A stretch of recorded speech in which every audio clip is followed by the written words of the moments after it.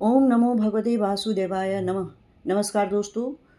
साल 2025 के श्रावण माह में पड़ने वाली पुत्रदा एकादशी पर संपूर्ण जानकारी इस वीडियो में आपको मिलेगी। कहते हैं पुत्रदा एकादशी करने से पुत्र रत्न की प्राप्ति होती है। कहते हैं इस व्रत को अगर पूरे मनोभाव से किया जाए तो मनुष्य अपने जीवन में सुख सुविधा और समृद्धि को प्राप्त कर सकता है। तो आइए पुत्रदा एकादशी की तिथि, शुभ मुहूर्त, महत्व और इस दिन कौन सा योग बन रहा है, साथ ही इससे जुड़ी पौराणिक कथा क्या है। लेकिन इससे पहले अगर आप मेरे चैनल पर नए हैं तो मेरे चैनल को सब्सक्राइब जरूर करें ताकि आगे आने वाले सभी वीडियो का नोटिफिकेशन सबसे पहले आप तक पहुंच सके और व्रत और त्योहारों से संबंधित तिथि की सही और सटीक जानकारी आपको समय समय पर मिलती रहे। तो चलिए वीडियो को शुरू करते हैं। पंचांग के अनुसार 4 अगस्त को सुबह 11:41 पर सावन माह के शुक्ल पक्ष की एकादशी तिथि की शुरुआत होगी। वहीं 5 अगस्त को दोपहर 1:12 पर शुक्ल पक्ष की एकादशी तिथि का समापन होगा। इस प्रकार 5 अगस्त को पुत्रदा एकादशी मनाई जाएगी।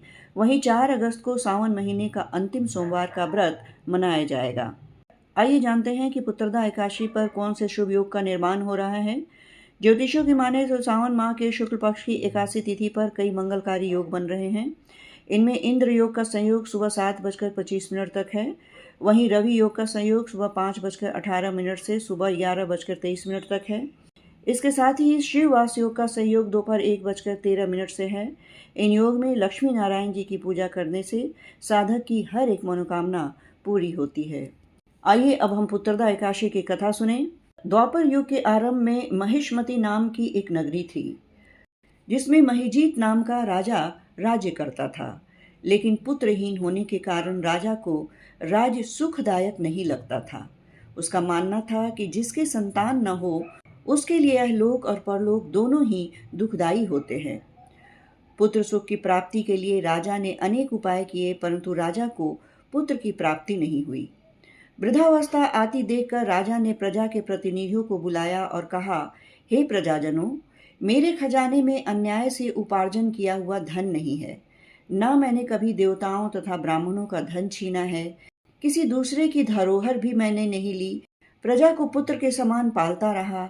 मैं अपराधियों को पुत्र तथा बांधवों की तरह दंड देता रहा। कभी किसी से घृणा नहीं की, सबको समान माना। सज्जनों की सदा पूजा करता हूँ। इस प्रकार धर्मयुक्त राज्य करते हुए भी मेरे पुत्र नहीं हैं। इस कारण मैं अत्यंत दुखी हूँ। इसका क्या कारण है? राजा महिजीत की इस बात पर विचार करने के लिए मंत्री तथा प्रजा के प्रतिनिधि वन को गए। वहां बड़े बड़े ऋषि मुनियों के दर्शन किए। राजा की उत्तम कामना की पूर्ति के लिए किसी श्रेष्ठ तपस्वी मुनि को देखते फिरते रहे। एक आश्रम में उन्होंने एक अत्यंत वयोवृद्ध धर्म के ज्ञाता, बड़े तपस्वी, परमात्मा में मन लगाए हुए निराहार, समस्त शास्त्रों के ज्ञाता महात्मा लोमश मुनि को देखा, जिनका कल्प के व्यतीत होने पर एक रोम गिरता था। सबने जाकर ऋषि को प्रणाम किया। उन लोगों को देखकर मुनि ने पूछा कि आप लोग किस कारण से आए हैं। निसंदेह मैं आप लोगों का हित करूंगा।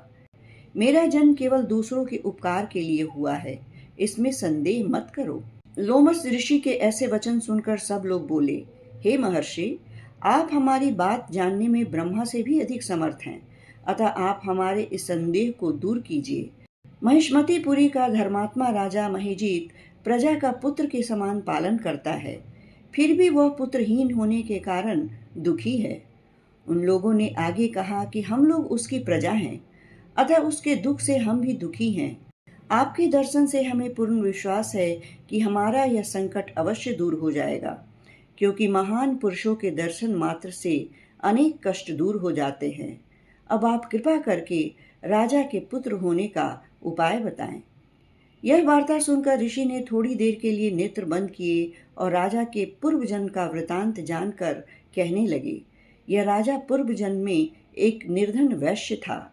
निर्धन होने के कारण इसने कई बुरे कर्म किए।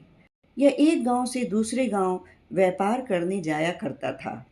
एक समय ज्येष्ठ माह के शुक्ल पक्ष की द्वादशी के दिन मध्याह्न के समय वह, जबकि 2 दिन से भूखा प्यासा था, एक जलाशय पर जल पीने गया। उसी स्थान पर एक तत्काल की ब्याही हुई प्यासी गौ जल पी रही थी। राजा ने उस प्यासी गाय को जल पीते हुए हटा दिया और स्वयं जल पीने लगा। इसलिए राजा को यह दुख सहना पड़ा। एकादशी के दिन भूखा रहने से वह राजा हुआ और प्यासी गौ को जल पीते हुए हटाने के कारण पुत्र वियोग का दुख सहना पड़ रहा है।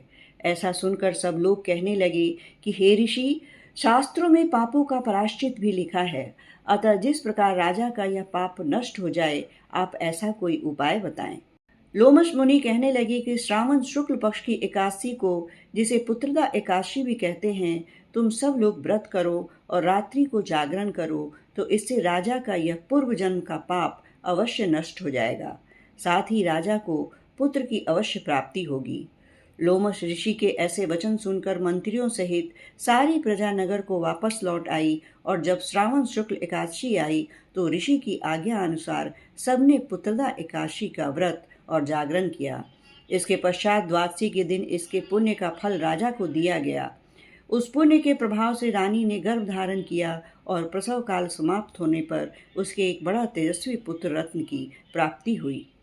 इसलिए हे राजन, इस श्रावण शुक्ल एकादशी का नाम पुत्रदा एकादशी पड़ा। अतः संतान सुख की इच्छा हासिल करने वाले इस व्रत को अवश्य करें। इसके महात्म को सुनने से मनुष्य सब पापों से मुक्त हो जाता है और इस लोक में संतान सुख भोगकर परलोक में स्वर्ग को प्राप्त होता है। जय श्री हरि। ये थी पुत्रदा एकादशी की कथा। कथा अच्छी लगी हो तो इसे लाइक और शेयर अवश्य करें।